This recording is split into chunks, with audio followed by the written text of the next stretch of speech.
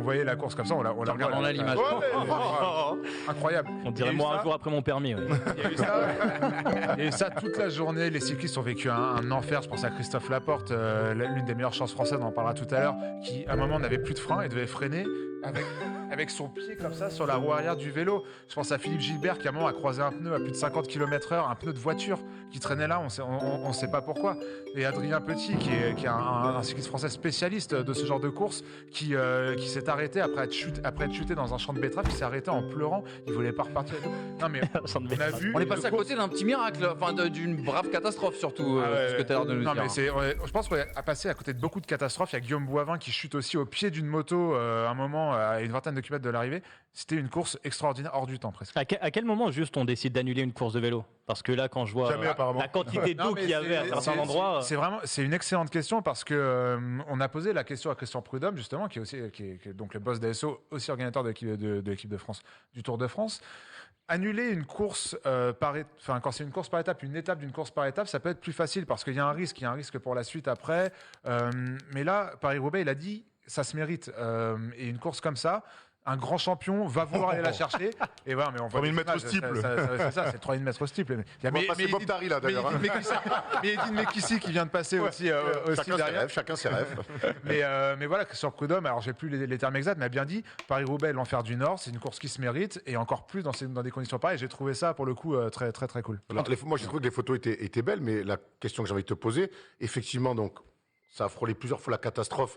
Mais finalement, ça va rester comme une épreuve une année de légende pour le Paris-Roubaix. Est-ce qu'à un moment donné, on a assez protégé les cyclistes?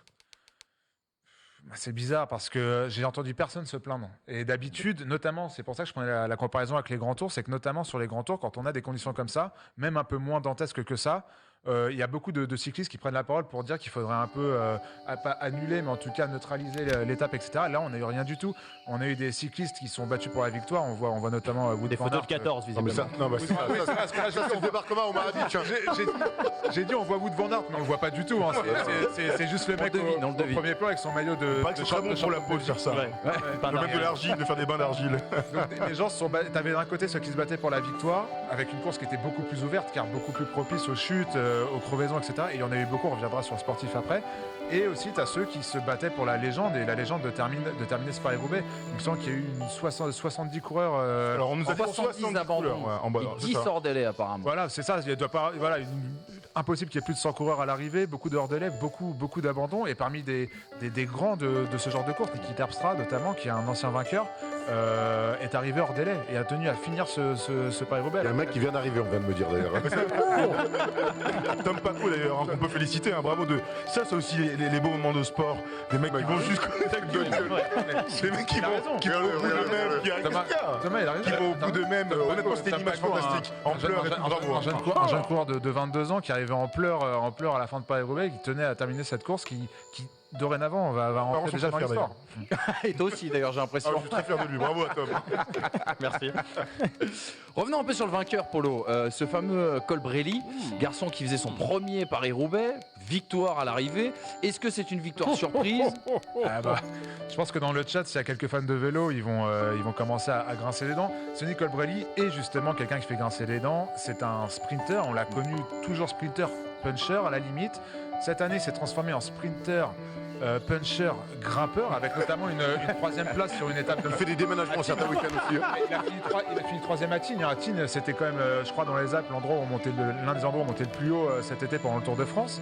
Et de sprinter, puncher, grimpeur, il s'est maintenant improvisé... Écrivain, je sais pas, mais flandrien, parce que flandrien, c'est ce genre de course, Tour des Flandres, Paris-Roubaix, etc. Faut être bon sur les pavés, faut être bon sur la résistance, sur des courses très longues. On ne pensait pas Colbrelli aussi fort que ça. Donc oui, c'est une énorme surprise, mais d'un côté, ça va aussi avec la forme du bonhomme qui est irrésistible aussi maintenant depuis 2 mois, depuis la fin de la Vuelta. De là, le voir gagner, c'est exceptionnel. Et d'ailleurs, on a vu cette photo, le caractérise très bien. Il était hyper émotif. Quand je vois ce vélo, quand je vois les roues, On dirait du VTT en fait. Voilà, on n'est pas sur des vélos type Tour de France. Alors là, on rentre dans des questions très, très techniques, mais en tout cas, combien il pèse ce vélo Paris-Roubaix, pour toutes ces courses-là, notamment les Flandriennes, on a du matériel spécifique, notamment les boyaux qui changent, la pression des pneus qui change. Et il y a beaucoup de choses qui changent et qui sont faites exprès pour ce type de course. Et là, comme tu le dis, on le voit très bien sur cette photo. Mais en tout cas, pour revenir à Colbrelli, ta question, c'est une surprise. Oui, c'est une surprise. Mais finalement, il nous étonne plus ce coureur. Alors, quel âge on va espérer. Il doit pas. Voilà, ce que j'allais dire, il doit avoir dépassé la trentaine. On va espérer, pour le bien du cyclisme, que ce soit d'une manière tout à fait naturelle. Mais on sait qu'il est dans une équipe Bahreïn Merida qui, depuis le début de saison 2021, on va dire, a des résultats quand même assez incroyables sur toutes les courses et sur tous les types de courses. Il y a une petite descente aussi chez la Bahreïn. Petite descente de la gendarmerie pendant le Tour de France. Ça n'a rien donné. Non mais voilà, il y a un espèce de soupçon constant autour de cette équipe. Ça a fait un peu jaser sur les réseaux sociaux. Beaucoup de gens ont espéré que quelqu'un d'autre gagne, notamment Mathieu Van Der Poel. Échappé aussi avec lui plus Florian Vermeersch, un jeune Belge de 22 ans qui a fait un Tour de France, un Paris-Roubaix fantastique, on le saluera, mais on aura le temps d'en reparler.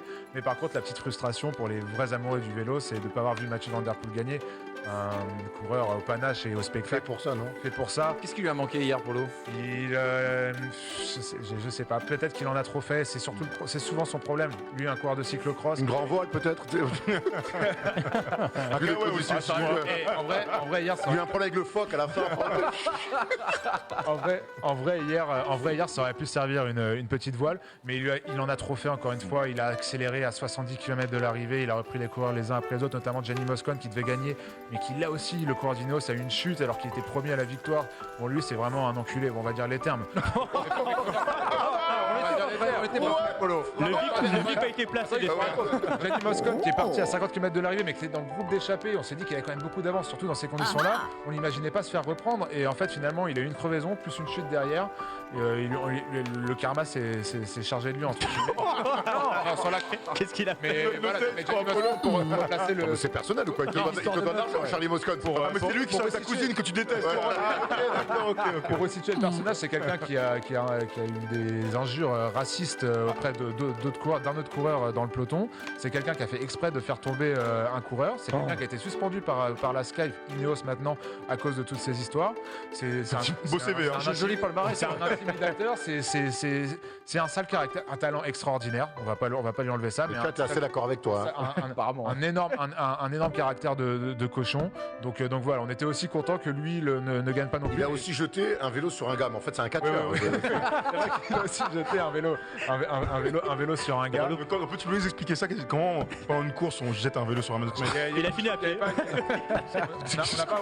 Je sais pas, je crois que c'était, je vais pas dire de bêtises, j'ai plus les images en tête, mais voilà, c'est un impulsif, un peu trop, mais ça fait de lui qu'il a une image catastrophique dans le peloton malgré un talent extraordinaire. Il méritait de gagner hier.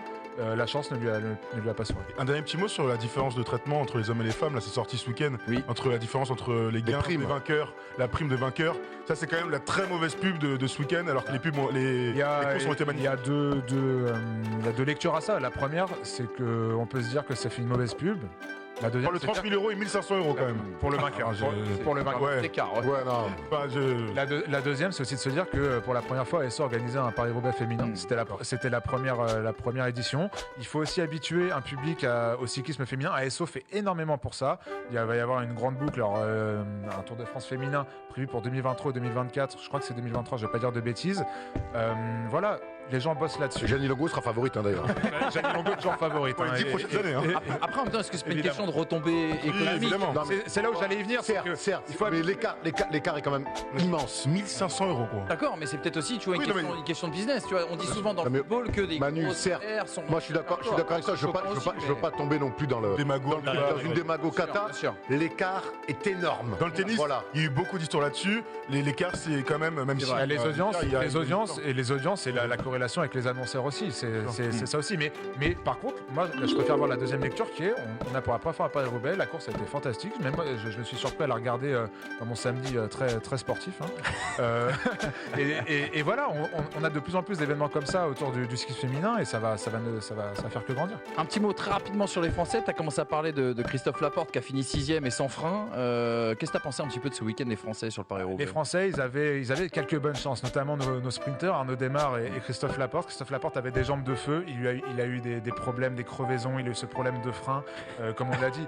L'image, franchement, allez voir l'image où il freine avec son pied en mettant son pied en arrière comme un équilibriste, c'est extraordinaire. Mine de rien, malgré ça, il arrive à terminer à une très belle 6e place, c'est un super résultat, c'est son meilleur résultat. Lui qui rejoindra la Jumbo-Visma justement de Wout van Aert, le Belge, qui est encore déçu. J'ai l'impression de toujours dire que Wout van Aert déçoit depuis la reprise de House of Sports.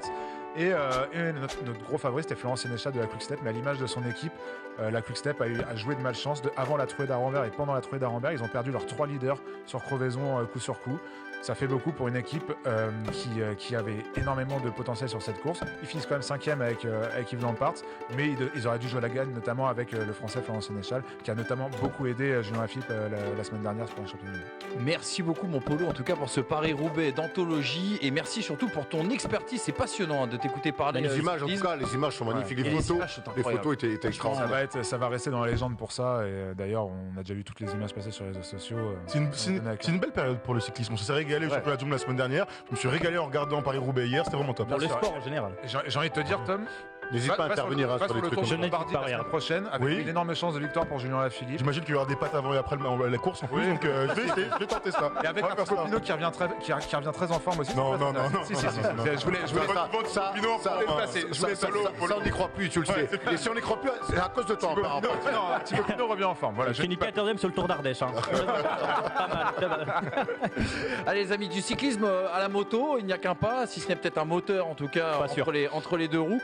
Pas toujours, c'est vrai. En cyclisme, tu veux dire. Oui, voilà, c'est ça, c'est ce que je voulais dire. Le Grand Prix des Amériques qui avait lieu ce week-end, c'est la 15e manche du championnat du monde de MotoGP. Une course dans des conditions là aussi assez dantesques à cause de la chaleur. Il n'a pas plu, il n'y avait pas de vent, il n'y avait pas de boue. Et avec des chaleurs. Et il y avait des bosses aussi également sur le papier de Paris-Roubaix était remise. Non, mais c'était assez incroyable. Les pilotes d'ailleurs n'étaient pas très contents des bosses sur ce circuit d'Austin qu'on connaît très bien en Formule 1 parce que en effet ce bitume est très fatigué, très fragilisé. Et les pilotes ont d'ailleurs dit que s'il y avait les mêmes bosses, les mêmes problèmes de bitume l'année prochaine, ils ne courraient pas. Déjà un ultimatum à 1 an de la prochaine édition. 2 infos à retenir sur ce Grand Prix de MotoGP. 1, le cavalier seul de Marc Marquez. Et 2, le grand gagnant, la belle affaire pour le Français Fabio Quartararo, qui sans doute pourrait être titré dès Misano, c'est-à-dire à la fin du mois d'octobre, dès la prochaine course en tout cas, la première fois qu'un Français pourrait être... S'il finit devant Bagnaia, il sera titré. S'il finit en effet devant Bagnaia, en tout cas s'il lui concède moins de 4 points je crois sur la prochaine course. Alors je vous propose qu'on attaque tout de suite sur Marc Marquez assez rapidement. 7e victoire en 8 courses du côté d'Austin. Le shérif était de retour, lui qui avait pour objectif de partir en tête très rapidement parce que le souci, il était en première ligne, on le voit là sur ces images. Le souci c'est qu'avec ses bosses et ce bitume assez fatigué, c'était très difficile d'aller doubler, notamment sur les points de freinage qui étaient extrêmement dangereux. Il a pris le large très rapidement, Marc Marquez, avec Fabio Quartararo d'ailleurs, et il a fait cavalier seul tout au long de cette course. Un exploit quand même physique pour un garçon, on le rappelle, gêné par son épaule, dans des conditions difficiles. On sait que ses médecins ne veulent pas en tout cas qu'il court en MotoGP, de peur qu'il se reblesse. On lui a déjà dit d'ailleurs que s'il retombait, il y aurait des risques pour que ce soit la fin de sa carrière. Polo, je sais que tu as regardé la course, c'était passionnant. Moi j'étais très ému de voir Marc Marquez s'imposer. Ouais, voilà, moi c'est l'émotion, et moi c'est tout de suite la première question qui me venait en regardant cette course. Déjà, moi je n'avais que des yeux rivés sur Fabio Quartararo, et on parlera aussi de la tactique Ducati avec Bagnaia derrière tout à l'heure qui m'a fait assez sourire. Mais pour revenir à Marc Marquez, moi Manu, toi qui t'y connais quand même bien mieux que moi, c'est quand même le plus beau champion du paddock MotoGP actuel, mais très en retrait, beaucoup de chutes cette année. Est-ce que tu penses qu'il peut revenir à son meilleur niveau, ou est-ce que finalement il va se faire rattraper par ses problèmes de... C'est un peu la question que tout le monde se pose. Tout le monde aimerait le voir revenir à son meilleur niveau. On sait qu'actuellement, du fait de sa blessure, il ne peut pas prendre autant de risques entre guillemets qu'il ne le faisait par le passé. Le souci, c'est que le pilotage et le style de Marc Marquez est lié à cette prise de risque, ces angles absolument impossibles qu'aucun autre pilote ne pouvait prendre avant lui. Et donc la question, c'est savoir s'il conduit à 70 ou à 100%. Vraisemblablement, la réponse est là. Il essaye de conduire à 100% et toutes ces chutes s'expliquent peut-être ainsi.